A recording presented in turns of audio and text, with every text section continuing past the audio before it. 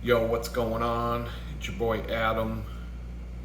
Another episode of the Chaos to Come Back story. Sunday, July 27th. I'm exhausted, I would say. Look at you see in the background a little bit. Just a pile of mess, clothes, dishes. Feeling horrid today. Bunch of empty water bottles that need filled. That's kind of like the sign that I'm just done. Look at the face, all of it. Hair, I didn't even care about that. But it's accurate in terms of documenting what's going on.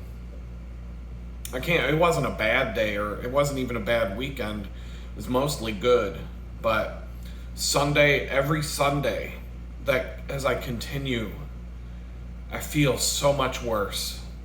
From one to the next, it keeps getting worse, and now that is my biggest challenge right now. It's much better than the biggest challenges I've had, but my biggest challenge right now is how do I fix the energy that I don't have, because it just keeps getting worse. So before we go into that,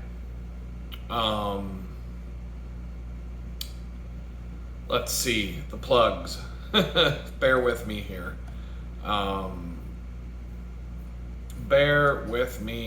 So yeah, if you want the latest, I'm telling you, it's July 27th. Today was the last day of the Tour de France. In fact, it's 1:30 in the afternoon. That's over. Tour de France is done.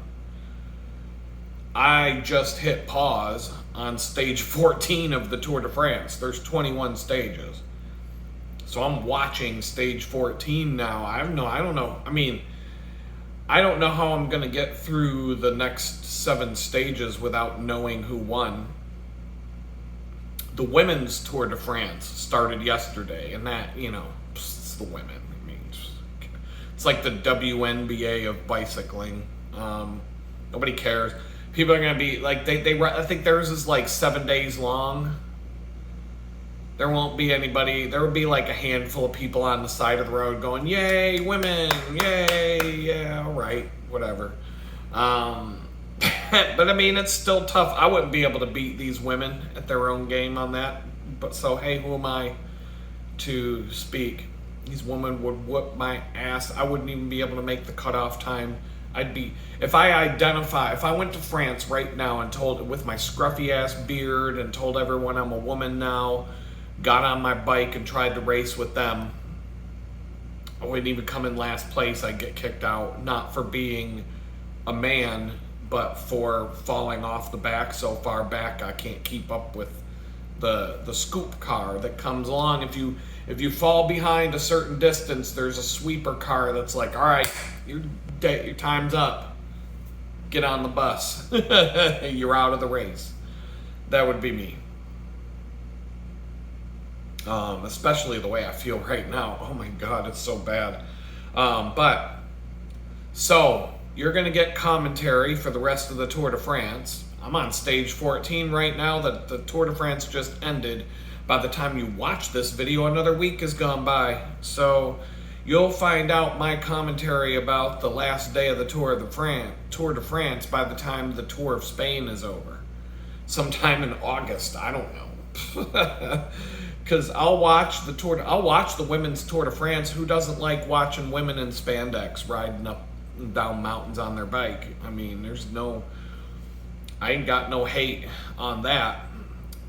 I'll tune in. I'll watch all 6 or 7 stages or whatever it is. I don't know anything about who's in it. I don't know. I'm not that knowledgeable, so I'm just, whoever the hottest chick is in the race is the one I'm rooting for. We'll see how it goes. Let's see. Oh yeah. So, but if you want the up to the minute, if you're really upset about the fact that I'm not shooting videos and then posting them the day I shoot them, some people are. They've let me know more than once. I'm doing a live stream. Live, right in front of the camera. Thursdays from 6 to 8 p.m. Central Standard Time, 7 to 9 Eastern. And if you're on the other side of the world, like, what do you want me to do? I'm not gonna do a live stream at 4 in the morning so that people on the other side of the earth can watch live. I got time. Ain't nobody got time for that. Somebody gave me an idea during the last live stream, and a lot of people were down with this, to do a Bible study video every Sunday. And I'm like, I haven't been going to church. I haven't found a church in Texas that I like. That's kind of weird to me, because this is like Bible country all over Texas. But it's to me, it's more like mega church country. And not all the churches I see are mega churches. But I don't know. I haven't found a church that I really like. Yeah, I want to go there again. A couple of them haven't been bad. I would say 1, 2. How many have I gone to? 1, 2, 3, 4. Right, 1, 2, 3, 4. I've been to 4 so far. So yeah, all the churches I've been to, but 2 of them were kind of like semi-mega churches. Like, I wouldn't call them mega church, but they had the production alone. I mean, I'm looking at this building and I'm like, with all the laser light shows and the freaking cameras that they have, and it's like, I'm looking at like $250,000 in video cameras and production equipment all over the place. I'm just like,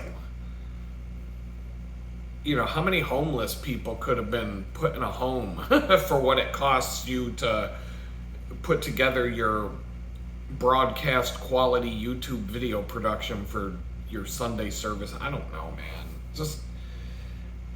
I went to 1, 2, 3, 4. I went to 4 different churches in Jamestown, New York, and I liked all of them. I liked all of them. The first 2 I went to were next to where I lived when I came back from prison. One was right across the street, one was right down the road. I went to both on Sundays because they were both convenient. Then the smaller of the 2, I went to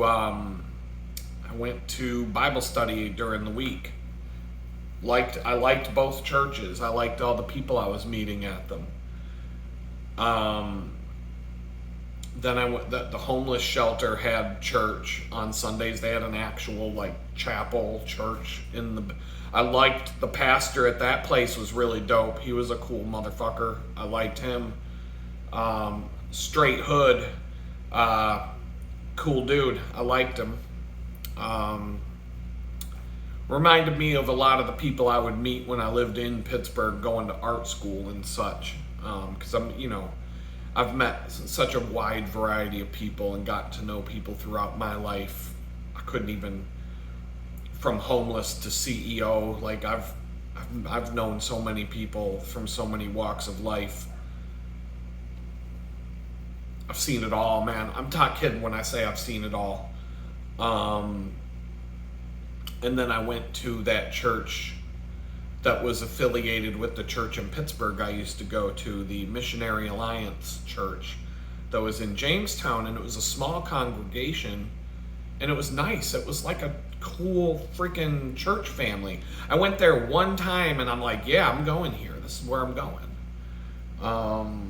I haven't found that in Texas. I don't know, just something different down here in Texas. And I'm not judging a place that I've only lived for a short period of time with no money, no means of really getting myself around, and not being from here, and just all the different things.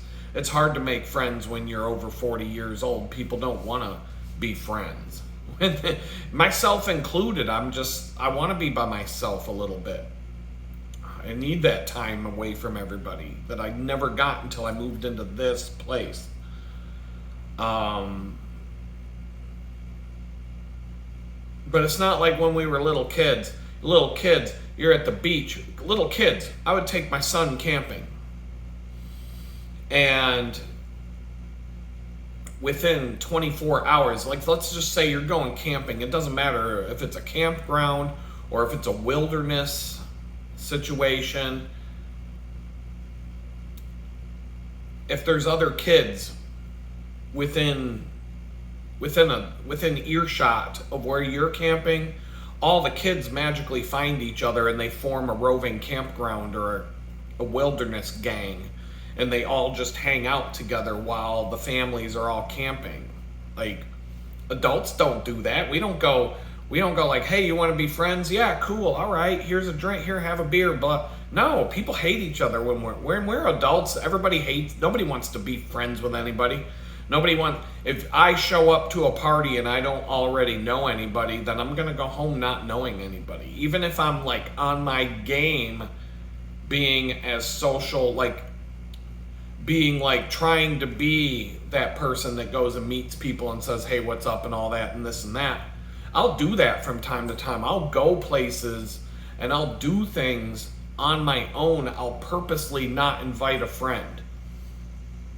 I would go to like business networking events and things like that, and I would purposely not tell my friends that I'm going, because if I run into people that I know, we're just going to go grab a table and sit around and just hang out as friends, and I'm not going to branch out and meet anybody. So if I go by myself, it's like you have to start talking to people and strike up conversations and do that, or it's just gonna suck. And it's not necessarily generally speaking, I don't like doing that, but I can make myself do that. And once it's kind of like getting on the bicycle in the morning. I don't want to do it. I leave at 6:15 in the morning and I'm like, man, I want to do this fucking shit. I'm like, I'm getting on the road. I'm taking like the first 10 pedal strokes. Oh, I hate this. I hate everything. And then give me like 10, 15 minutes, and then I'm like, I love being on my bike, and that's a totally different thing. You got to warm up to it. I'll leave the bakery. Yesterday I left the bakery. I'm like, get on my bike. I'm like, man, I just wish I could get a ride home, or I could just, I wish I didn't have to do this. And then I get about 4 miles into my 25-mile ride. I'm fine. I'm like, okay, I'm going to try to break my record on this one stretch, and I've got to hammer down, and I'm all into it. So, the energy. So, yeah, it's been a weird weekend. A lot of, like, weird little synchronicities. Kind of funny. I feel like I got some signs from above that I'm doing okay. I don't even know where to start. I'm just going to have to go chronological with this. So, because it was a strange Saturday, that's for sure. Saturday I woke up, sat down, had my coffee, grabbed my phone, start scrolling, because I've got about half an hour. I don't dare put on a video or anything. The time just goes way too fast on these mornings. Tomorrow will be the same thing. I'm not even going to be recovered from today, and I got to do it again tomorrow. And I'm already. It's almost 2 p.m. here on Sunday, and I'm like 15 hours away from having to do it again. And it's going to be worse tomorrow. So I pray. I have this note in Notion to like what I want to pray about, because I'm kind of like, I'm trying to get into the habit of doing this every day, and I'm still like certain days I just remember that you forgot. But the days I go to the bakery, I typically don't forget. I don't really even know why, but so I did that. And then I got ready, and it was like a normal day so far. I started my GPS tracker on the phone, linked up the watch here, and then I went to get my bicycle, and I decided to take the Silver Bullet. and I have this wristwatch GPS. It's about this big, but I have it mounted to the handlebars, and it was turned off all week, and there's 2 AAA batteries. You're supposed to get 7 days out of it. I used it for 1 day going to the bakery and back, so I figure I'll just turn it on, clear out the GPS, and get back on and go. The batteries were almost dead, and it had been tracking the GPS the entire week while the bike was on the rack here in the place, but the power was off. So like, shitty ass buggy piece of shit software developers fucked this thing up somehow with the devices that we use, the phones, the computers, the watches, all that stuff are extremely powerful, but you got these fucking slumdog retards from India writing all the code for pennies on the dollar, so these cheapskate companies can get away with half-assing it. And so everything's a piece of shit now because the software fucking sucks. So somehow this GPS thing that I have, this unit, it was turned off all week, yet it was on and tracking the GPS. It said I went 30-something miles from the day I hung it up on the rack to the day I put it down. And you know how, I don't know if you noticed, but if you leave a GPS tracker running when you're indoors, it'll just leave this big squiggly line over where you're parked because it can't necessarily reach the satellite all the time, and so it just bounces around and doesn't really know where you are, so it just keeps doing one of these. And it tracked 30-something miles of just bouncing around my house because it was on the whole week, tracking. And it drained the batteries, completely dead. Just about. So I had to unmount it from the bike, which is kind of a pain, go grab another set of batteries, put them in, reset the device, etc., etc. And so I'm like, okay, I'm good to go. I grab my bag, I grab everything I need, and I'm out the door. But I was kind of feeling behind. So I decided not to take the bike trail, except for the stretch of the bike trail I always take. But I decided to ride mostly on roads for speed purposes, to make up for that. And just because it was Saturday, the traffic's very light, so sometimes I just want variety, and it saves like 4 miles. It cuts 4 miles off my each direction if I take the roads. So pretty uneventful ride into the bakery. It was nice weather, good temperature. Well, anyway, so no, there was another thing that happened on the way to the bakery. I'm on the stretch of the bike trail that I normally take, and as I went around this man-made lake, I could see someone just getting on the bike trail, but he was all upright and he looked like he was on a hybrid bicycle. And I'm like, oh, I don't gotta worry about that guy catching me. I go around a couple of bends, and all of a sudden this fucking guy passes me. And I'm like, he was a half mile or more behind me. And I'm like, where the fuck did this? And he's just like, he's wearing sneakers, and he's wearing like regular clothes, he's wearing sneakers with flat pedals. He wasn't even wearing bicycle shoes. And he's going like, he had to be going 25 miles an hour when he passed me. And I'm like, dude, the fuck is this guy on? I'm like, where did he get his juice? Because I'm like, I decided to try and keep up with him for a minute. And I'm like, this dude is fucking flying. What the fuck? I figured maybe he's one of the local bike racers just out for a stroll or something. And I'm just like, there were times on the bike trail I could keep him in my sights and match his pace. And then he would kind of disappear into the trees. And then I'd get through the same stretch and I'd see him further ahead. And I'm like, what the fuck? I'm like, I get to the hill climb, this little tiny hill that we go up, and I see him cutting down the bike trail. There's a left-hand 90-degree turn at the top of the hill.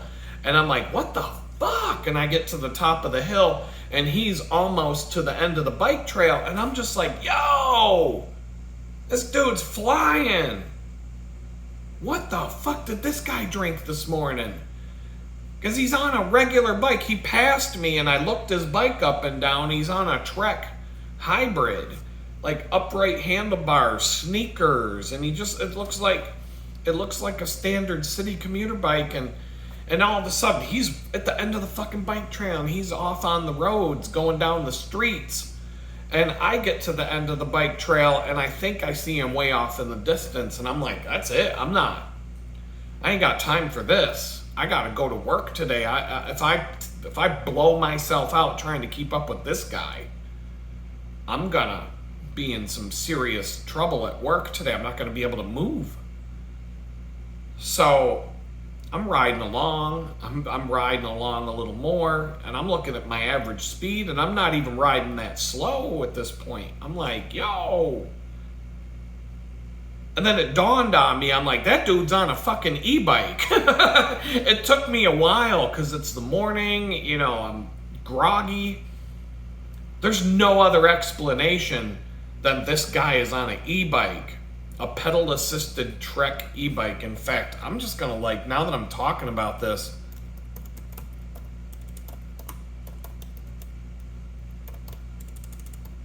I just want to see if I can see that the bike he was on shows up in the image search on Google while I talk, just to see if the Trek e-bikes, the bike. But the thing is, I didn't notice anything. I didn't notice the hub being big, or a big area near the seat post, a big huge bottom bracket area with a motor in it. It didn't look like an e-bike. It looked like a regular bike. But I know sometimes the e-bikes now, they're starting to look more and more like a regular bike. It's some, especially the bicycle brands like Trek, Specialized, and those companies, their e-bikes are starting to look more like bikes, like you wouldn't necessarily notice at first glance. And I'm like, I wish I had a helmet cam or something like that I could go back and look at this again. But they do, it had to be an e-bike. There's no way some fucking just regular old dude wearing sneakers on a freaking hybrid bike, all sitting upright like that, looking like he wasn't really trying that hard, flying 25 fucking miles an hour down this trail when I'm going about 16. I'm like, no. And I'm on more of a race bike setup. I'm like, there's no fucking way. There's no way. Even the riders, even the race guys that come through passing me on carbon fiber road racing bikes, all dressed up in their spandex outfits and everything, they don't pass me going that fast. This guy I was just like, yo, this is crazy. So I figured it out. It had to be an e-bike. And I'm just gonna, even if it wasn't, I'm just gonna say it was, because I'll be really humiliated if it turns out that guy is just on a regular bike. But he couldn't have been. Not as fast as he was going. There's no way. So I keep riding on my way in, and I'm getting closer to where I work, and I'm going down this one road, and I'm just kind of eased back, because I try to manage my pace, especially on the way in. I don't try to burn myself out. Well, this one dude, full carbon road racing bike, he's wearing a bib shorts. He's ready to race. He goes flying past me, and I'm like, the fuck you just did that? So I let him go, and then I match his pace when he's about maybe 5 to 10 bike lengths ahead of me. And I'm really not, it wasn't like the e-bike guy. I'm matching this guy's pace, but I wasn't trying to catch back up to him. Well, this guy, he looks back at me and he sees me, that I'm not that far behind. He jumps up out of the saddle and starts sprinting. And he gets far ahead of me, I would say maybe 10, 20 seconds ahead of me now. And he's up the road, but I'm still there. And I didn't slow down my pace. I didn't speed up. I just said, let's see what happens here. So I matched his pace again. When he got back down, he sat back down in his saddle. And then the grade of this road starts to elevate slightly. And so that's where I was like, I'm going to get him.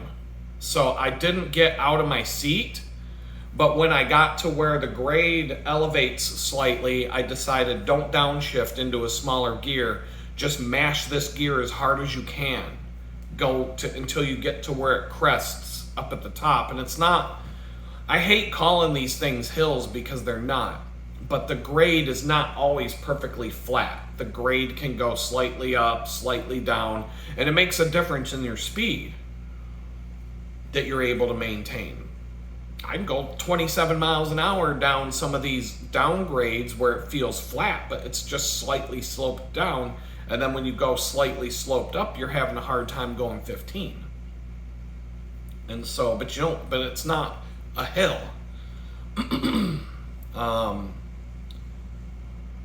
When you look at it in Strava, it's just going to look like you were on a flat ride. But so anyway, there's a slight uphill gradient, and I saw him fall out. Like he was up ahead. I could see it in his body. His rhythm, his gearing. All of a sudden, I could see that he downshift. He started spinning faster cadence. I'm like, I gotcha. And so I hammered up that hill in a bigger gear without downshifting and just kept my own pace. But the momentum that I got when I came up over the crest where it kind of flattens out again, I was going so fast up over that crest that when I passed him like, whoo! I went flying by him. And he didn't see me coming behind him. And when he saw me pass him, he was like, holy shit. This dude on a fucking old ass bike with a backpack and like not dressed for a race like he was. That's kind of humiliating to somebody like that when they see someone like me just go flying by. And within a few seconds, I was 10, 20 bike lengths ahead of him because I just had this momentum. He bonked. He blew himself out trying to get ahead of me. And he blew himself out so bad that he had to take a break because his heart rate probably got too high. And so I'm just like, oh, okay, tortoise and the hare, bitch. Here comes the tortoise. While the hare's taking a nap, whoo, go right by. And then I had to make a left-hand turn to veer off to where the bakery is, and he went straight. He was trying to catch back up to me, and he was making good time trying to get back up to me. But when we split, he looks over, he's like, have a good day, nice race. He was like, he was thanking me for giving him a little race. And I'm like, yeah, good one. Maybe I'll see him on the Strava flyby later. But anyway, and I'll follow him if I do. Because I see these people, some of these people I see more than once. You start to the patterns. I see the same cars at the same times when I'm riding on the same road at the same time on certain days. And you just notice certain things, certain patterns that you see over and over again. Kind of feels like that Truman Show sometimes. That's what my life feels like sometimes. But so I go to work. And I get to Chick-fil-A to grab some breakfast, and I have a gift card for Chick-fil-A. But this was it. This was my last hurrah. I had a $25 gift card for Chick-fil-A because I was employee of the month. Booyah, right? So I was getting free breakfast for a couple of weeks. Well, this was my last ride. And I had to pay an extra $1.50 for my breakfast because I used up the gift card, and I had $4 cash in my wallet. So I took out $2 bills, handed it to the cashier, got my change. And then and that's important for later on in the story. I go back to the bakery, I lock up my bike, and I go to grab my phone out of the backpack so I can slide it into my pocket, and I'm like, motherfucker, my phone's not in my backpack. And I look at my watch here. It said that I had traveled a distance of 0.02 miles, which means I probably left my phone at home. And with all that rigmarole, with the GPS, with the dead batteries that should have been off but was somehow turned on all week and all that, I don't know what happened there, but unless I forgot to turn it off and it has some sort of standby mode, I'm not sure. But I was upset. I was like, son of a bitch, I forgot my phone. Like, you ever go someplace and you're really far from home and then you realize you forgot your phone? It happens once in a while. Like, I've gone, usually you're going to know before you even start the car or wherever you're going to know. If I rode the other bicycle, I mount the phone to the handlebars, so I'm not leaving without the phone. I'm going to look down at my handlebars and be like, where the fuck's the phone? Oh, the phone's over there. So, but because I have a different setup on the other bike, it was very understandable to hopefully have left the phone at home. And the only other thing I kept thinking all day is, please tell me I didn't slide it into my shorts pocket and then get on my bike and take 3 pedal strokes or something and have my phone fall out in the driveway or on the side of the road or something like that and me not even notice it.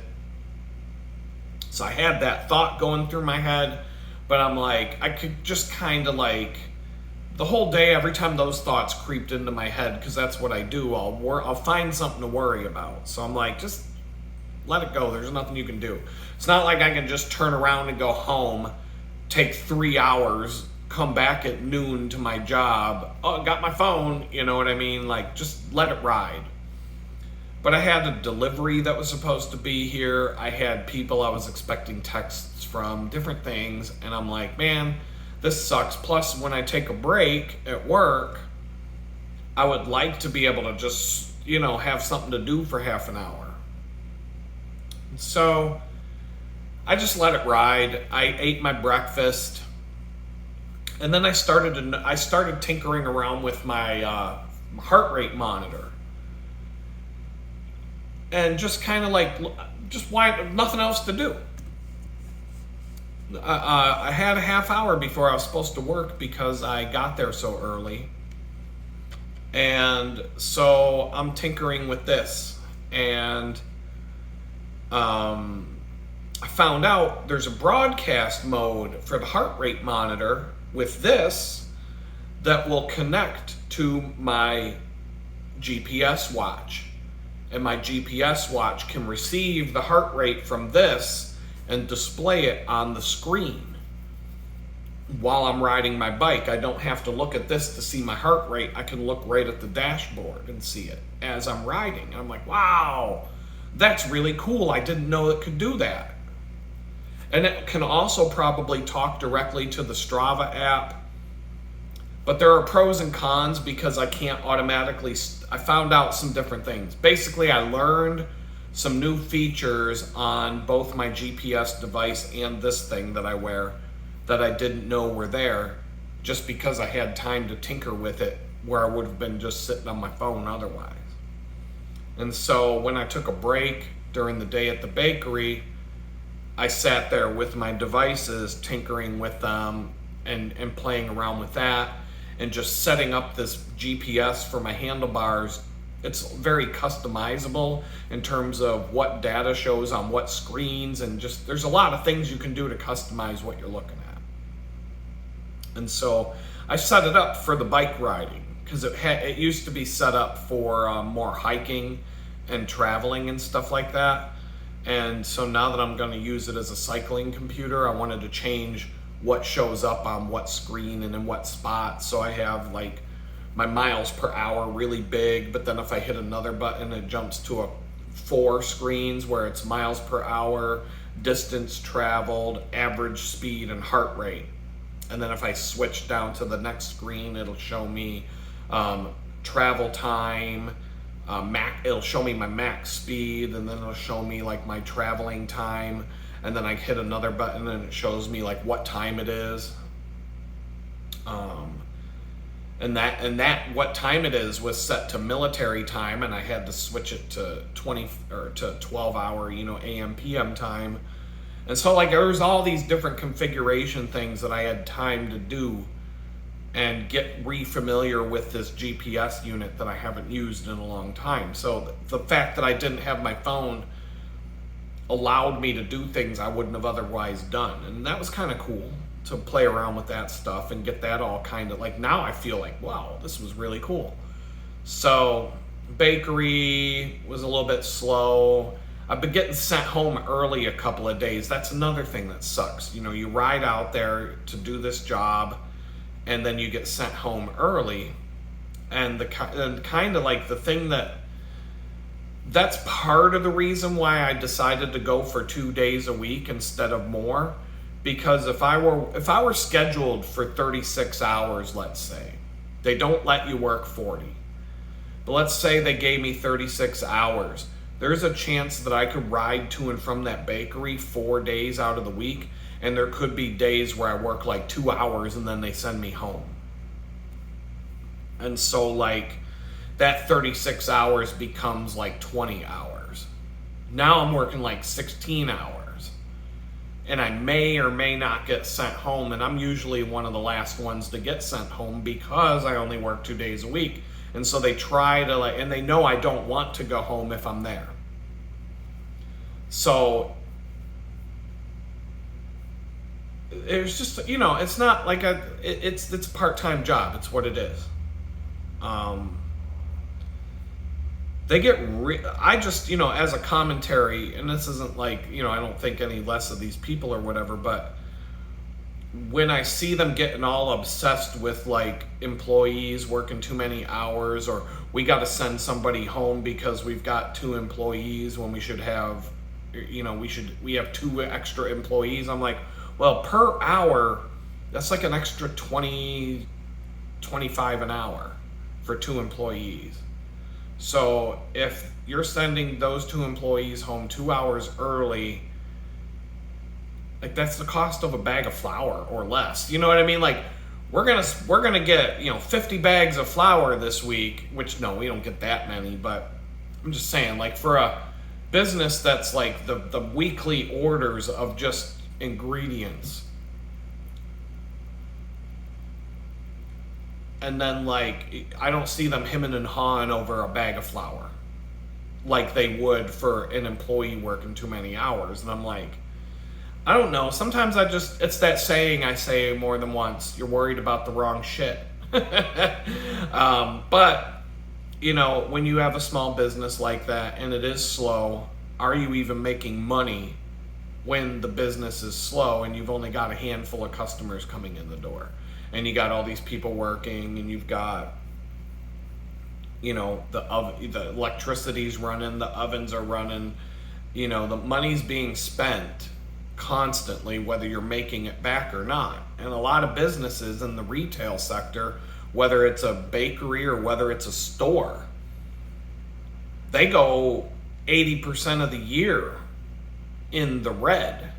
That's why they call Black Friday, because here it is the day after Thanksgiving, and stores are a month and a half away from the end of the year, and they're finally making a profit. 10 and a half months out of the year, they're losing money, and then they have a month and a half of profitability. Like, I couldn't do retail. I don't think I could own a retail business. Like, I thought about buying a bike shop, turnkey. It would have been like 10 grand. Would have been $10,000 to buy a bicycle shop in Pittsburgh. Would have had to pay a monthly rent of, I can't remember how much. It was reasonable. Would have been paying rent to the city for a building that was next to a parking garage, but the city owned the building, and I would have had to pay the city the rent directly, all of the utilities included. But the problem is, it was September when this came to be. And I'm looking at it like, if I were to put 10 grand into this and having to pay the monthly rent and all the other bills, I don't have a chance to make $1 until March, April. And then I've got April, May, June, but let's say April, May, June, July, August, September to make money, but Get rid of September, get rid of April. May, June, July are the 3 months that I could make a profit. So 3 months out of the 12 are my window of opportunity to make a profit off of this. The rest of the year, I'm basically hemorrhaging money, hoping to survive. That's how bicycle shops are up north. I worked for a bike shop I worked for more than one bike shop. That's how it always was. You get 3 months out of the year. Otherwise, forget it. You may as well not even be open.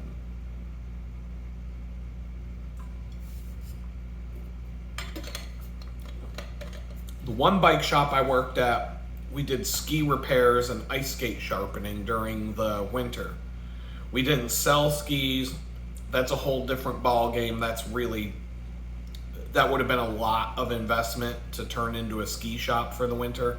But you do up north there are a lot of hybrid ski bicycle shops.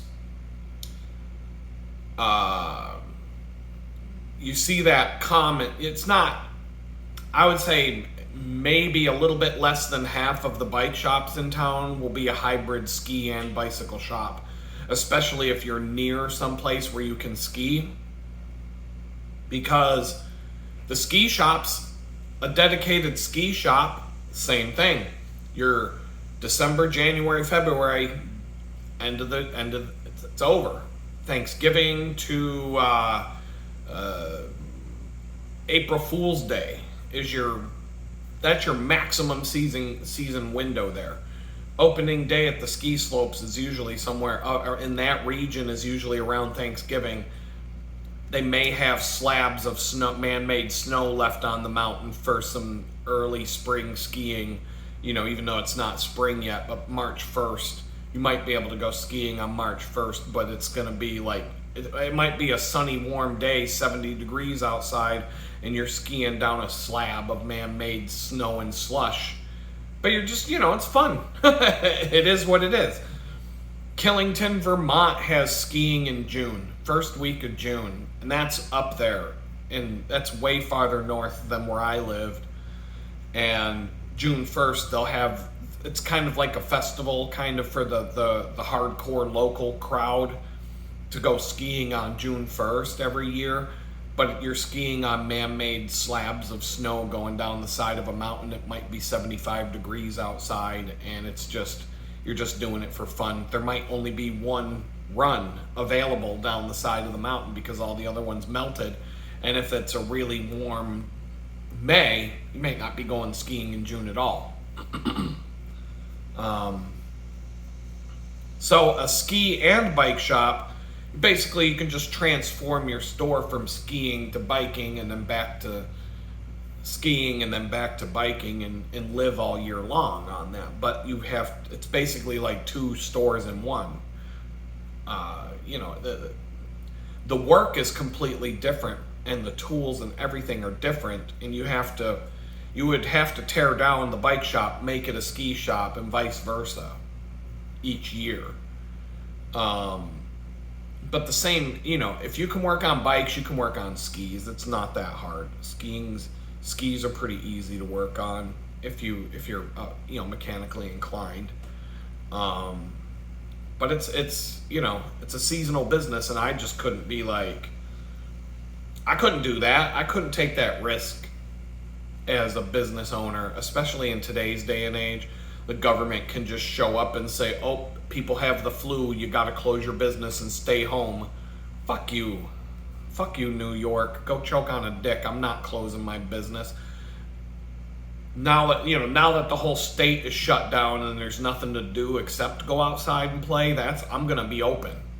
Go ahead and try to shut me down. I mean, I would have been standing there with a fucking gun, and I would have shot the first fucking law enforcement officer that came trying to shut down my business. Whatever, dude. That's the point where, like, people do need to make a stand. When the government just decides, we get to dictate your fucking life, you have to stay home because people got the flu. You got to shut down your business. You're not allowed to make money anymore. I think people should have went a little harder on that. But, we're out of that now. I just saw some fucking retard yesterday walking down the street, walking down a road, nobody else around, nobody around him, walking down the road. It was a woman. She had a mask on her face, outside, walking down the street, completely by herself. There wasn't another human being except for me. Maybe she was protecting herself from the guy on the bicycle, but otherwise there was nobody else walking. There was nobody else around. And I just look at these people, I'm like, what a sad, pathetic life you fucking live. Cowering in fear, wearing a fucking mask on your face, outside, breathing in your own bad breath and your fucking germs, and now you got a fucking tan line. You look like a fucking sock monkey. You look like a fucking sock monkey now because you wear your mask outside in the blistering sun, and then you take your mask off, you got this big white circle around your face. Like, are you that fucking stupid? I hate these fucking people. I do. I hate those fucking people.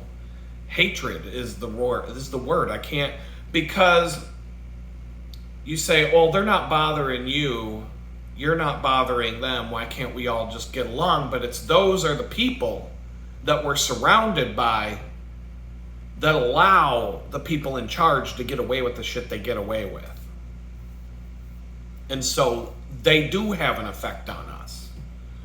These people that go along with the people that look down at the floor at the grocery store and see the arrow. Oh, I can only go this way down the aisle. I can't turn. Oh, I walked right by the crackers that I wanted to get. Now I got to go down the next aisle and come back and walk the right direction from the other end of the aisle because I can't turn around and walk the other direction to go back to the crackers now because there's an arrow on the floor. Like the people that went, it's like they were just making it up as they went along, and they're like, how much shit can we do before these fucking idiots finally don't listen to us? And they didn't find the limit. They couldn't find the limit. No matter what retarded ass shit they told you to do, all these fucking people lined up and did what they were told, and it didn't matter how far you took it. These fucking retards just, okay, I'll do it. I'll only walk the way the arrows tell me to. I got kicked out of a store because when I went to go in, there was nobody in line to get into the store. I went in the door, I tried to go in the store. They said, sir, you have to go down to the end of the parking lot. See those cones down there? And you have to turn around and come back. I'm like, why? Because that's the rule. I'm like, there's nobody here. There's nobody in line. I'm just going in. They fucking made a wall of employees and blocked me. And they physically said, if you go any further, we're going to call the cops. Because I wouldn't turn around, walk to the other end of an empty parking lot, go around a fucking traffic cone, and come back into the store. It would be different if they were doing that shit where they were controlling how many people come in and out of the store, and they had a line down to this cone down there coming back. They said, no, sir, you have to go down to the cone and come back. I'm like, the fuck I do. So then I had it out. We started yelling and screaming at each other, and I'm like, you're a bunch of fucking morons. And it got to the point where they did call the cops because I was so belligerent, yelling at them. I said, I'll never fucking set foot in your store again. I got in my car and I got in the vehicle and left. Nothing ever came of it. But I never set foot in that store again. Ever. I would not. There was no way in hell. Any store that acted like that, I've never set foot in those places again. And I won't. I will never be a customer of a place that did that. Never. Anybody who went along with that shit, I've cut you out of my life. I will never be friends with someone who went along with that. I will never be friends with somebody who told me, why didn't you get your shot, you asshole, and things like that. Anybody who went along with that shit, I will never, ever be your friend. I'll never associate with you again. Ever. I think you're scum of the earth.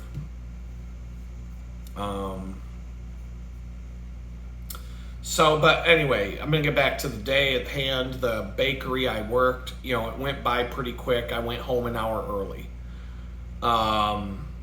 Nothing really to talk about there. Just the usual. We were a bunch of clowns joking around all day. We had a good time, a lot of laughter. People were, my nickname now is, my self-imposed nickname is Mixmaster A. Chicka chicka, the freshest dough in the house, right? So they were joking around saying I can't rap. And so I dropped bars. I can rap. Turns out I do know how. I can just make shit up on the fly. And so, and they were looking at me like, holy shit. Like, they were like, one girl had her hand over her mouth because she didn't want to see me laugh. She wanted me to see her laughing because she wanted to have like serious look on her face, but she couldn't because I just dropped a rap right in front of all of them on command when I was told. I mean, we just had a good time. We laugh a lot. And so I get on my bike to come home, and now I'm like, cool, I got my dashboard with my heart rate hooked up to this, and now I'm like, this is kind of cool. And so, but I wasn't feeling it riding home. I was tired, just not in the right place physically. I'm not gaining I'm losing fitness somehow. Even though I'm riding my bike over 100 miles a week, my fitness is going downhill. I can see it, I can feel it. I'm not getting the rest I need. This is all part of the challenge of my life right now, is how do I get the energy up? How do I get the energy back? So I'm trying to poke and prod and trying to figure that out because it's affecting every part of my life. Part of the ride home, I started to feel a little bit good, and I took a couple of different turns and just mixed it up a little bit, but with the intention of going straight down this one road where I normally make a right-hand turn, with the intention of getting a head start on my speed and trying to beat one of my speed records during a segment that's a couple miles long. And so I had my heart rate in front of me, so I was using my heart rate monitor to control my tempo and my pace versus using average speed, which is different.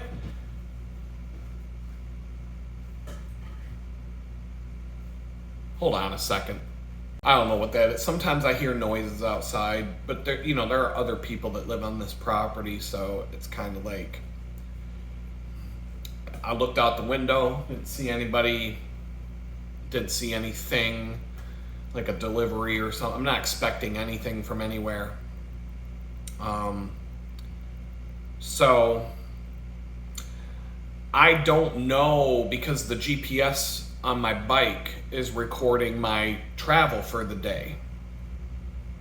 And so I used my heart rate to pace myself and try to keep my heart rate below a certain level as I'm approaching the start line of this segment.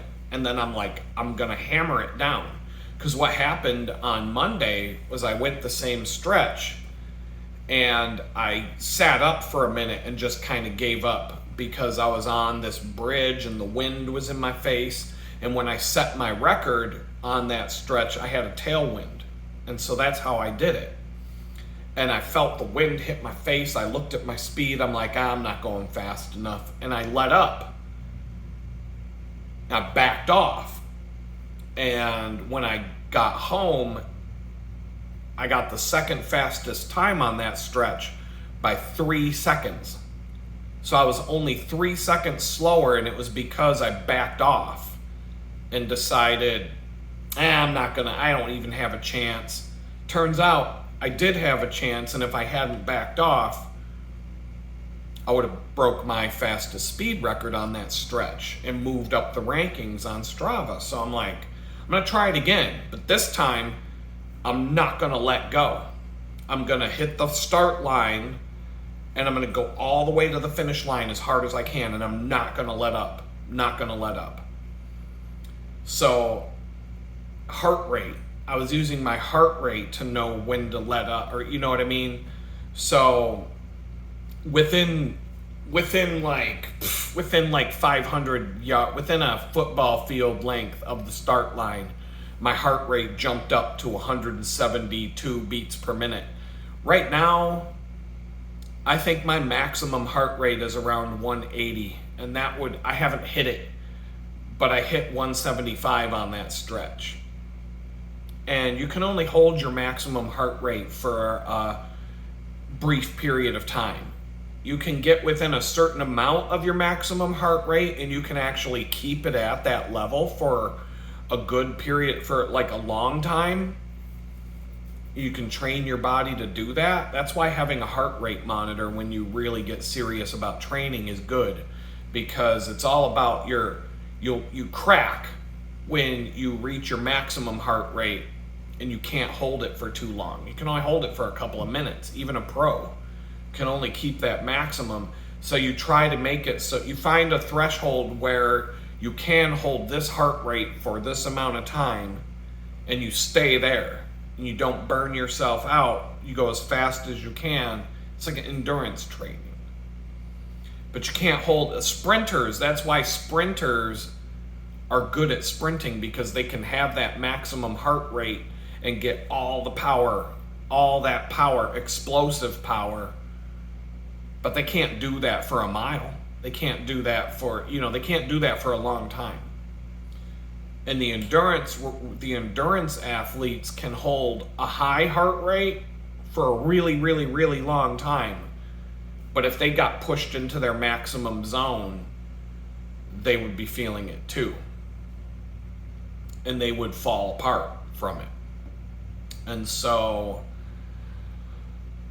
I'm like, it's like a 2-mile stretch, and I start hammering, and I was trying to keep it above 160, 165, but not go much higher. Before I knew it, it was 172, so I had to back off, in the sense that the grade starts out slightly down, then it goes slightly up, then it comes back down again, but very slight, but you notice it in your speed. Plus I had a headwind. I was going into the wind, and the wind was significant enough through the stretch that it hit you. You get on this bridge, and the wind just goes bam right in your face, and you feel it. And so I had to downshift one gear, because the gear I was in was too high, and I'm still trying to stay in the tuck position, and I'm trying not to sit up. I'm still trying to go as hard as I can. 170, 172, 170, 168, 175, 172. It's the heart rate is just, and I'm just like, I'm like wheezing like Fatty McGee going up a flight of stairs. I'm like, but I'm like, don't stop, just go. Just don't worry about it till you get to the finish line. And so I look down, I'm going across the bridge. It says on the uphill slant of the bridge, I'm going 16. I'm like, fuck, I need to be going 20 right now. But the wind, remember when I hit that record, I had a tailwind. And when I hit that same stretch of the bridge, I was going between 20 and 25 because of the tailwind pushing me. So now I'm at 16 with the wind coming in my face, but I'm like, it's not just this stretch that counts. It's the stretch before it and the stretch after it. So I'm like, don't stop. Because the last time I gave up, I was only 3 seconds slow. So I pushed all the way to the finish line, all the way to the line. As hard as I could, 170 beats per minute or higher, or nowhere, no 168 to 175 the whole way, maximum heart rate. And then I had to be like, yo, and I had to slow way the fuck down. Normally the next stretch of road, I go about 17 miles an hour. I was going like 14 because I had to just slow down and chill. And I had to slow down and chill for a while after that. I was already not feeling good, and so I had to like just relax and just go slow. Got my heart rate back down to the 130s. Now that I can watch it on my dashboard, which I haven't been able to do since I've been biking all year. I never really know what my heart rate is unless I look at this thing while I'm riding, but even then it's not hard, it's not easy to see. When I'm riding, I gotta fuck around with it to see my heart rate. And when you're in when you're in that, like when you're pushing yourself hard, I'm not going to pick up my wrist and start messing around with the screen trying to see my heart rate. So I just don't see it. So it is kind of cool to see that on the dashboard, and I'm pretty sure I can configure this to let it show up on my phone directly for me to see on my phone as well, but I have to play around with that too. But it was fun. It was fun to see that the whole ride, to know where my heart rate is, because I can use that to go harder or softer on the ride home versus going by feel. And you can use that to train yourself to get stronger. And so there's ways to use that where if I do this, if I train a certain way on these rides, I will get stronger and stronger from doing it. So I chilled out for a while. Then I get to this other stretch where I have a tailwind on a stretch where I had my fastest time on this other stretch. It's a really short stretch. It's like maybe half a mile long. The fastest, I'm in 10th place overall, maybe. I'm only 10 seconds away from being the fastest on this stretch on Strava. Out of 3,000 people, I'm in like the top 20, somewhere in there, and I'm like 10 seconds away from beating the fastest rider on this one stretch.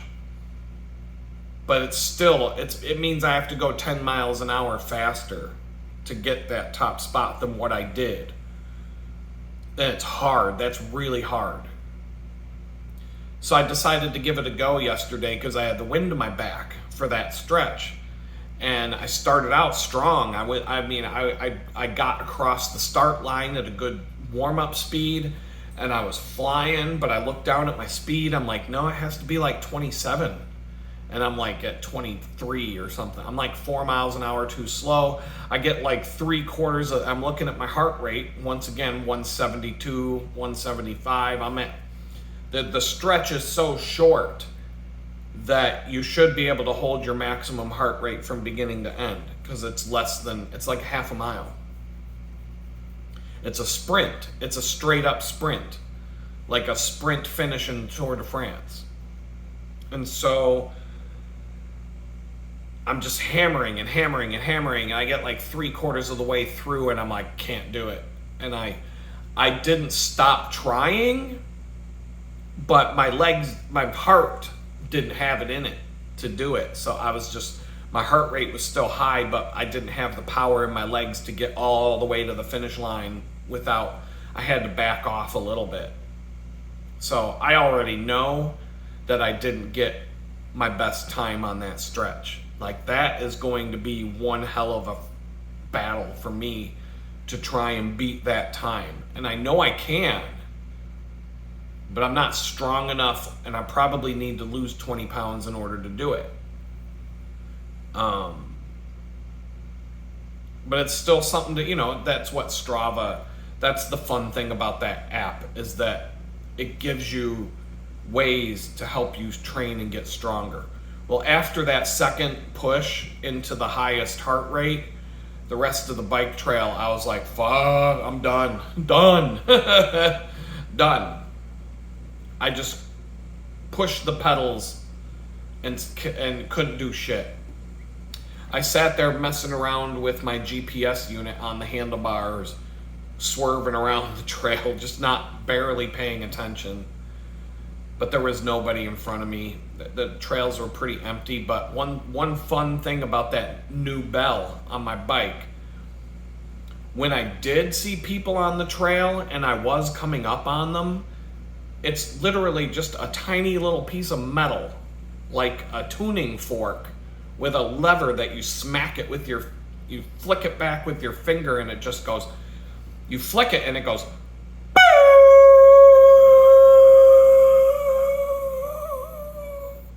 and it's loud for this tiny little bell. It is so loud. Like 3 or 4 times yesterday on the bike trail, I see some people walking down the trail. I'm like, oh, here we go. and people jump. People with headphones on. A dude had headphones on, and he turned around and he's like, what the fuck was that? When I rang the bell. I love this little bell. It's gonna get a 5-star review on Amazon when I start doing reviews. This is like the coolest bike bell I've ever seen in my life for how tiny it is. You don't even see it. You don't even see it. In fact, when I got to the bakery yesterday, one of the girls was out front putting up the A-frame sign that we have out front, and I went by her and I was like, boo! As I go by, and she's like, damn! What the hell was that? Like, it is so crazy loud for this tiny little bell. I'm blown away by this thing. And I have scared the shit out of people coming down this bike trail with it. The best comparison I can say is, have you ever gone pistol shooting or have you ever gone shooting a gun without ear protection? Like you're at the range or whatever and you didn't feel like you're in your backyard, whatever, you're shooting guns, but you didn't want to put in protection in your ears. So, people who don't know about guns think you're hearing bang, bang, bang, bang, bang, right? No, it's not what you hear at all. When you go to the pistol range or whatever, if you take a gun and you go shoot a gun and you're not wearing earphones or hearing protection, what you hear is you pull the trigger and you hear for like the next 4 hours straight. All you hear is this massive ringing in your ears. You don't hear shit. When people start talking to you, they're like, you hear this with like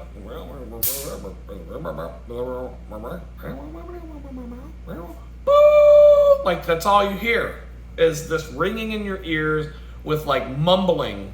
You kind of have to lip read people and hear what you don't hear shit. That first gunshot, your ears are done until you can go to a quiet place for like 4 or 5 hours and let that ringing in your ears die down. That's what this bell is like. This tiny little bell. It's just boo! And it resonates for like 10, 20 seconds. It's amazing how loud this thing is.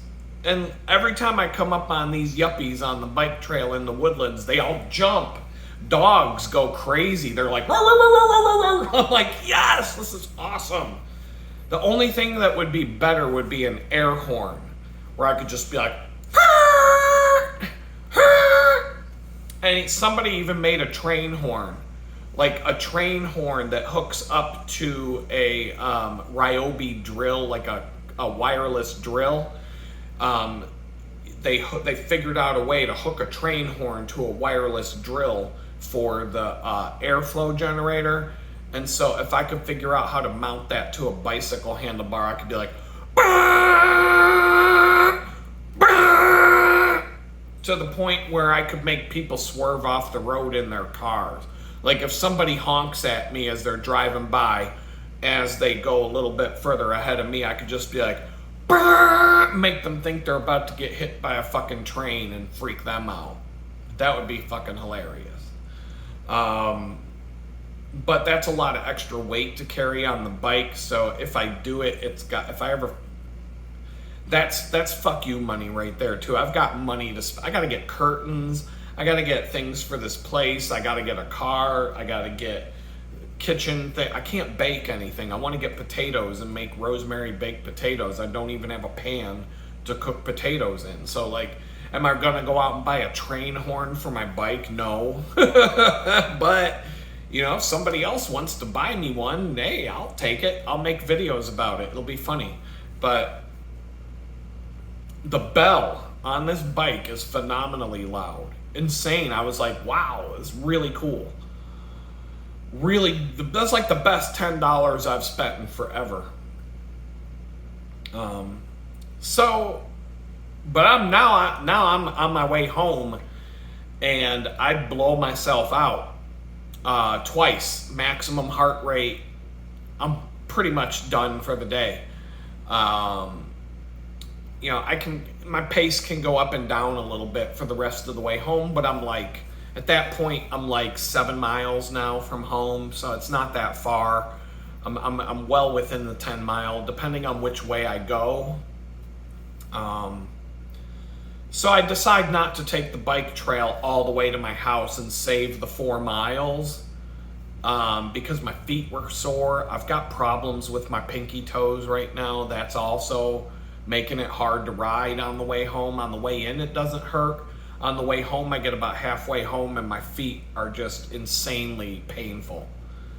So I'm trying to figure out what to do to my feet to fix that. So I decide not to take the bike trail.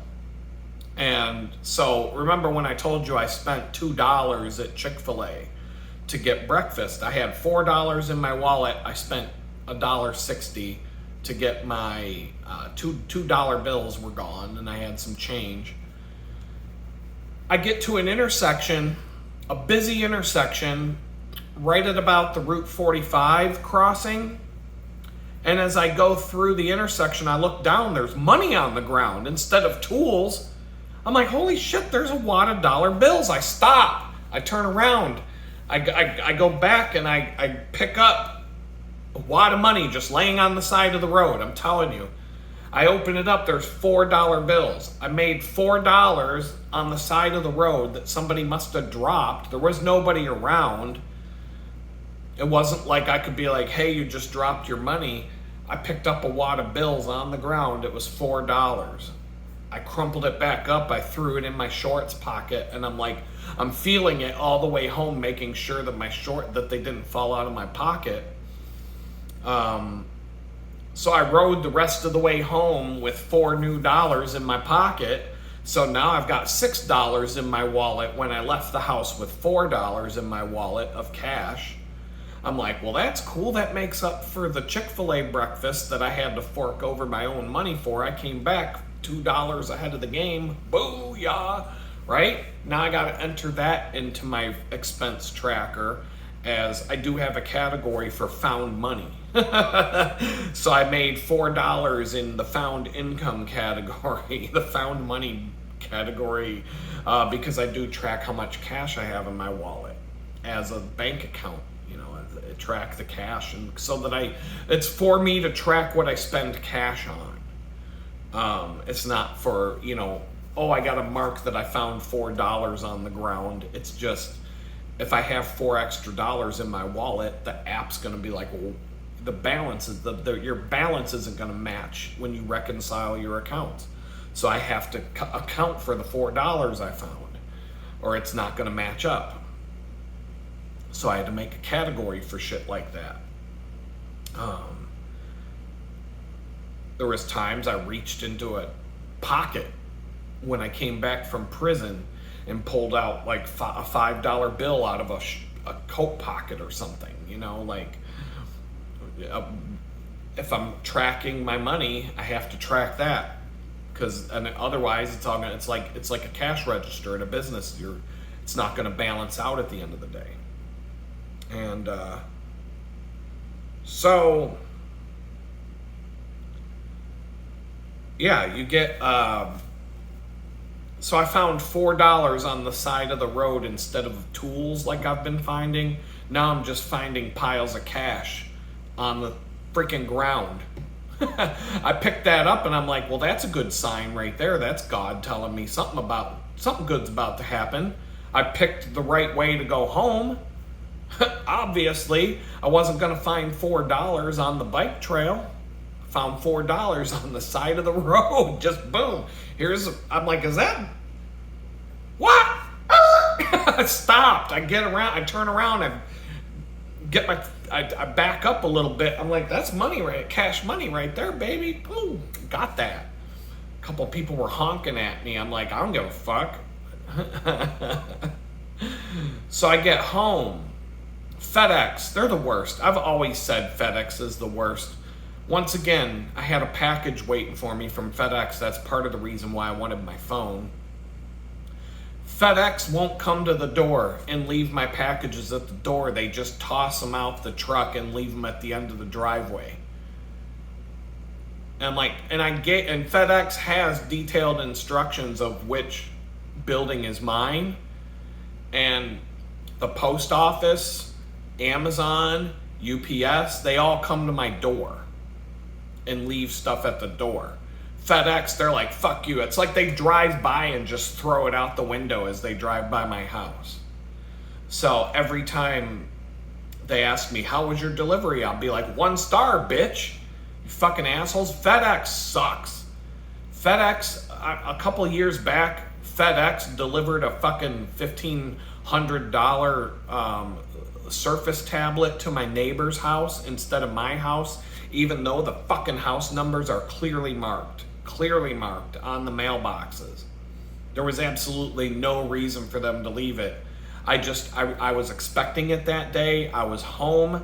I heard what sounded like a delivery truck humming outside the walls of my office, and then the tracking number showed it was delivered, and I go outside and I look at I'm like, there's nothing here. And I'm like, what the fuck? So I go back and I look at the picture, and it's my fucking neighbor's house. I look across the street, there's my fucking computer on their porch. So they weren't home. I went over and took it. I'm like, fuck this shit. Then I called FedEx. I'm like, you fucking assholes delivered a computer to the wrong fucking house. And they're like, oh, mistakes happen. Bullshit! The fucking house number's right there at the end of the fucking driveway. Mine was 25, theirs was 28. Like, it's fucking, what the fuck? So, and they've got GPS too. Their GPS will tell them this is the house, not across the street. So I was like, holy fuck, man. Like, what a bunch of dumb shit. FedEx does that shit all the time. They're the worst. They're the worst delivery company. I fucking hate when I when I order something from a company and I see that FedEx is delivering it, I just sit back and go, fuck, because I know something's gonna get fucked up with it. UPS is the next worst up the ladder. Postal Service, the US Postal Service is better than both of them. From my experience over the years, the post office does a better job than the other two. And at the top, Amazon. Amazon should just have their own shipping company because they're the best. Like, they figured out how to do shipping better than the fucking shipping company. That blows my mind a little bit, because that's kind of like somebody figured out how to beat YouTube at YouTube's game, you know, because YouTube has a video monopoly. But if another company came around and somehow figured out how to come in through the back door and rip the rug out from under YouTube and make everybody go to a new platform, I would love to see that, because that would put a hurt on Google big time. But I just don't see it. I don't see it happening. But who would have thought that a company could dethrone FedEx, UPS, and the post office for deliveries? All of a sudden, Amazon comes. They're better. They're better than all of them. And there's no reason Amazon just can't create their own shipping company now. Amazon had to create their own shipping company because UPS, the post office, and FedEx are so bad that the only way they could do what they're doing is to make it themselves. And so I just think I could see the Amazon shipping division becoming its own shipping company someday. I would not be surprised if that's their target that they're trying to reach. So I have brand new bike shoes waiting for me at the end of my driveway for free from Giro. I opened the box just to make sure they were the right shoes, the right size, same color as I had before, brand spanking new $175 pair of bicycle shoes waiting in a box for me. And the shoes that I'm currently riding with will probably last another year before I have serious problems with them. But I kind of was like, I'm looking at the way that they're kind of falling apart in a certain way, and I'm like, that's not right. Especially I'm doing road cycling. I'm not doing mountain biking. If they fell apart, they fell apart. But I took photos of them and I said, look, the shoes are in perfect condition except for these mesh areas on the shoe that lets air in. They're just getting holes in them. They're just disintegrating. Like, it's a bad material decision. And so I'm like, they're not at the point where I'm worried about my shoe breaking while I ride, but I've been concerned for months now that I need an extra pair of bike shoes because that's a weak point. If my shoe breaks, I don't have another shoe to swap with, and it could affect me being able to get to and from work. So, Giro, one email. 5 minutes later, they respond. Okay, what's your shoe size and your address? Send it back. 5 minutes later, okay, you got a new pair of shoes on the way. Give it 4 to 6 weeks for delivery. 2 days later, they're in my driveway. I mean, wow. That's service right there. I have a good opinion about this company in spite of the problem of the shoe itself. We'll see how the next pair go. But I do have almost 3,000 miles on these shoes. So, I mean, a little wear and tear is to be expected. But I've had other bike shoes with thousands of miles on them not fall apart like. But, I mean, they will. I don't know. I know they have a 1-year warranty on their shoes, but I wasn't expecting them to do it. They did it with no questions asked, so I'm gonna have to send a thank you to their company. I might even go to their Twitter profile and put in some like nice words, because I will put people on blast when they fuck me over, but I also like to give people props and publicly give them props when they do a good job. So Giro, the cycling company, I think I might even try to buy a helmet from them, even though traditionally Bell helmets fit me the best. I might try out one of their helmets. I know I've had Giro gloves. I've had cycling gloves from them that are great gloves. I've always liked their gloves. I really don't know if I've had any other stuff. I don't think I've had any other shorts or other stuff, but Giro's another one of these companies that got gobbled up by a bigger company, so they're part of the Bell Sports group. And that's where my shoes came from. But I came home to a brand new pair of cycling shoes. $4 in my pocket that I found on the ground. And it still doesn't end there. I had a check in the mailbox from a client. And he paid me $200 more than he owed me. I gave him an invoice. He sent me a couple hundred extra just to like.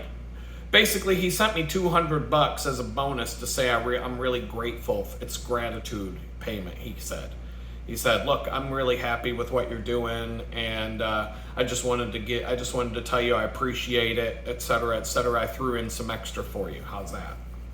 Yeah, fuck. I came home to that. My phone was sitting right next to the chair, right where I left it. So I just left it at home. So the benefit of me leaving my phone home that day was that I figured out how some more features of my two Garmin devices. Came home to a brand new pair of shoes, and came home to extra $200 I wasn't expecting. And so I think that will allow me to get curtains I think I'm going to use that towards the curtains that I need to buy. There's one other thing that I want to get, but I don't know if that it's more, honestly, I think it's kind of frivolous. I can't track my fitness when I take this watch off at work. And right now it's just at the bakery, but you can get a chest strap heart rate monitor that will talk to your phone, that will talk to different things. It will store the data and sync with Bluetooth and all that kind of stuff. But in order for it to work with the Garmin app properly, it has to be a Garmin heart rate tracker. And so the cheapest ones are like $25, but then they have some more expensive ones that also track your steps and your activities, and they're waterproof and designed for the long haul. And I'm thinking about getting a nice Garmin heart rate chest strap to where not only when I bike, but also when I work at the bakery, I can wear. I've looked into lots of different options. I was trying to find something cheap, even a pedometer that tracks your steps. Just a basic $10 pedometer for tracking steps at the bakery and whatnot. But I'm like, I would like to know how much calories I burn on the day that I do the deliveries, lifting all the heavy bags of flour and all the stuff that we do. If I get the Garmin heart rate monitor with the step tracking built in and all the other stuff, it would be useful not just for that, but it would also be useful for there might be a day where I don't want to wear this thing, or I want to wear a different watch, but I still want to get my fitness data. So that's the frivolous thing that's on my list, because it's not on my list of things I need. That's probably the only thing on my list of things I want. So now that I got this $200 bonus, I'm like, do I do it, or do I just, you gotta have fun sometimes. Sometimes you just have to have fun. And it's like, okay, do I spend $100 and something on concert tickets to go see a show for fun, or do I get a piece of fitness gear? And there's a billion other things I could do right now. Plus, I'm trying to save up for a car.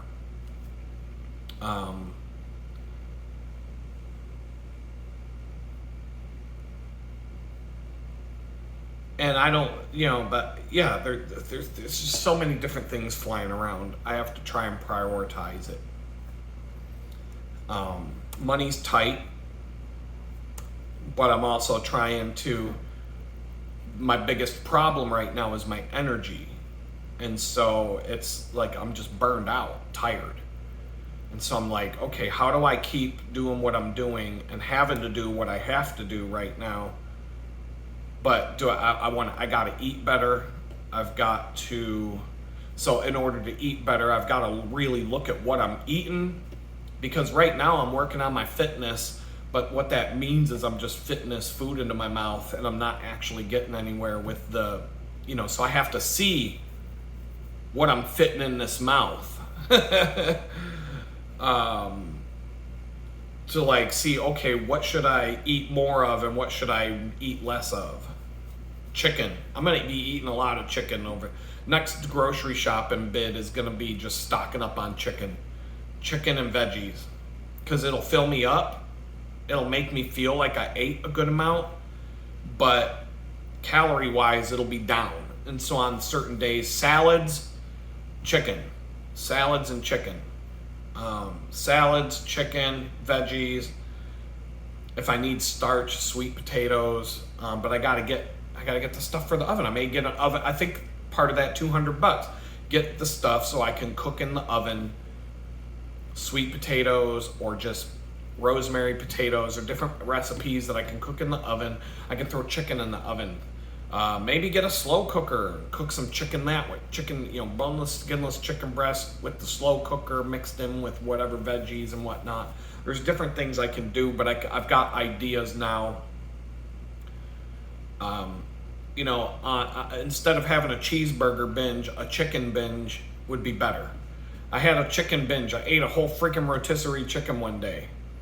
But then I looked at the calories. A little tiny thing of macadamia nuts was 2,000 calories for just a thing of macadamia nuts that I could eat through the whole thing while I watch the Tour de France for a couple hours. Or I could devour an entire rotisserie chicken for 1,200 calories. That's and the rotisserie chicken, I was full. I mean, that was the only thing I ate that day, was this rotisserie chicken, that's it. And at the end of the day, I was full, completely stuffed. It was like Thanksgiving, I couldn't eat anymore. And I hadn't eaten all day, I didn't eat anything. I ate a rotisserie chicken. 1,300 calories, 1,200 calories, whatever it came to. It's hard to know exactly without weighing it, or a handful of nuts for 2,000 calories. A Reese's peanut butter cup one peanut butter cup is 150 calories. So if you were to eat, well, you'd have to eat a lot. I don't even know. How much is a Reese's peanut butter cup?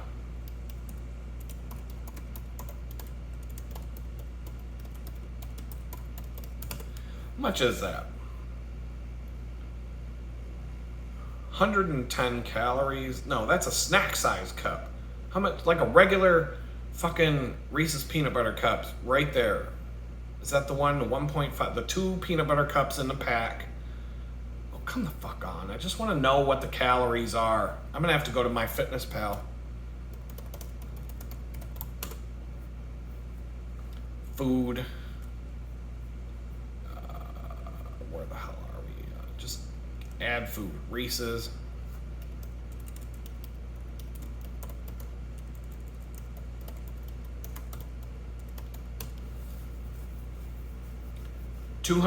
Yeah, 210 calories for 2 Reese's peanut butter cups. So that's 110 divided by 2.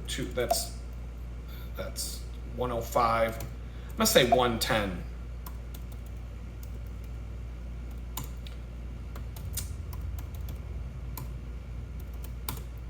So you'd have to eat like 18 of those things to get 2,000 calories, but I don't know. That might be a stretch, but they're a lot. I mean, if you eat like if you eat a 4-pack slider of that, that's 420 calories right there. So hold on, yeah.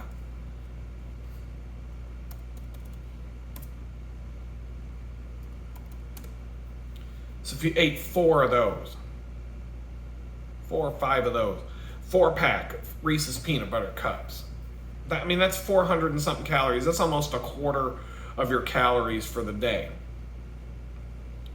Or you could eat a rotisserie chicken and be completely stuffed and not hungry for the rest of the day. That's what I'm saying.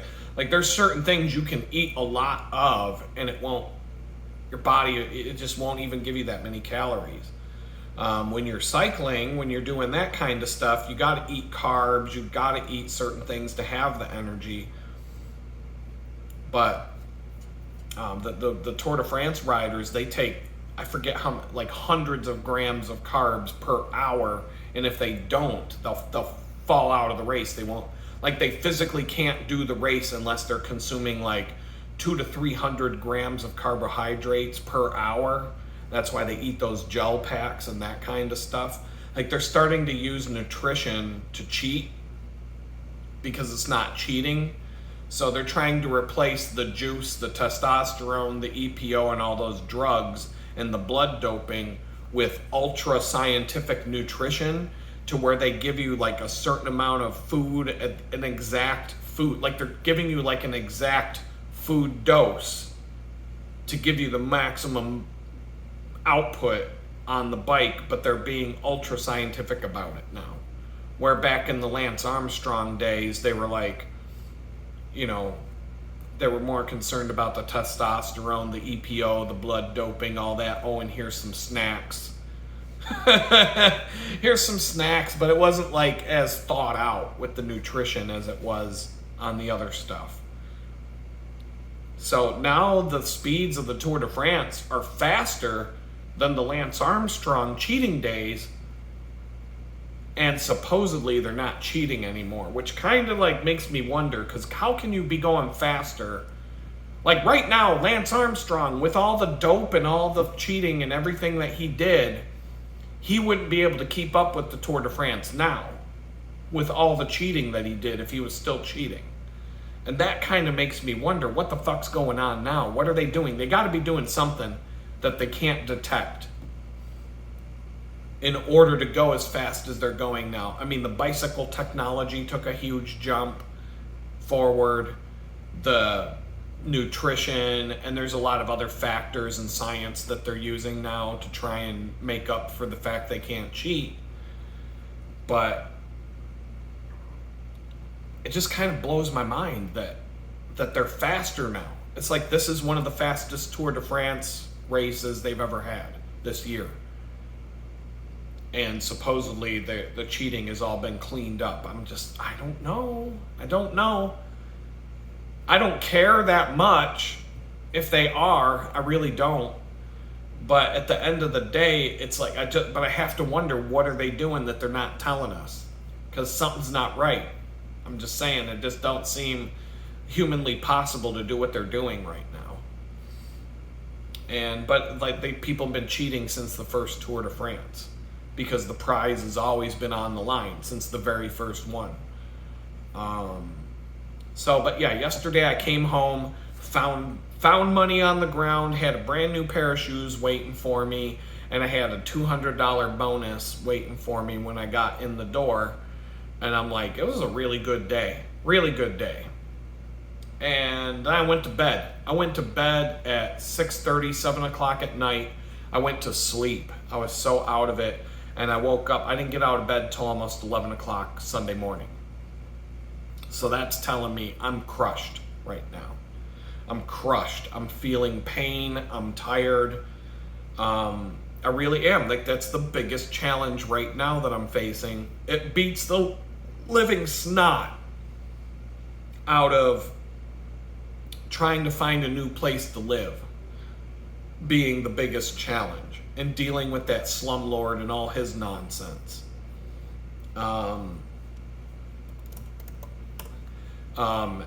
It beats the living snot out of all that. Way better life right now. Beats being homeless. It beats so many things. It's probably, I'm probably in the best place right now than I've been since the day I got out of prison. But I'm still grinding, and I'm still like not anywhere close to where I need to be. There are, potential solutions come my way, but the easy way out would be to find a job doing what I was doing before, making six figures again, and within a month I'd have money in the bank, I'd have a car, I'd have everything. I would have, my living expenses are inexpensive right now, considering Houston what it could be, and I would be able to pack away a ton of money fast and fix problem after problem after problem. But it's like, I know God's there. God keeps the rain off me. I'm closing in on 170 bike rides this year, and bike rides that I'm forced to ride on, not that I want to ride on. So I don't get to pick and choose the weather. The weather chooses me. And I've been rained on twice to where my feet got wet, and sprinkled on a handful of other times, and I don't get rained on. And it's been pouring rain daily here in Houston for several months now. It's been raining nonstop since like May, and now it's almost the end of July, and it's just rains every day. Rain, constant rain, and I'm not getting wet. And I keep saying God's got something to do with that. And it's like, I swear, there are days where it feels like God just makes it stop raining for the window that I have to go ride my bike, and then he brings the rain back and then makes it go away when it's time for me to ride again. Other people see this and they're like, wow, dude, that's so strange. Not strange, but then I'm like, okay, if God can part the clouds and make it stop raining so that I can ride 2 hours to get home and have a 2-hour window of being dry, why can't I get a job? You know what I mean? And it just tells me, well, maybe God doesn't want you to get one. Maybe he's got something else he wants you to do, and you don't even know what it is yet. I don't want to say I'm floundering, but I'm not feeling good right now. But I'm doing some things right. Some things are going in the right direction, but there is this like feeling of, what am I supposed to be doing and where should I focus? And I don't have the energy to do it. How do I get that energy back? So that's the challenge. This video is long. I'm just going to leave it at that and say peace out for now.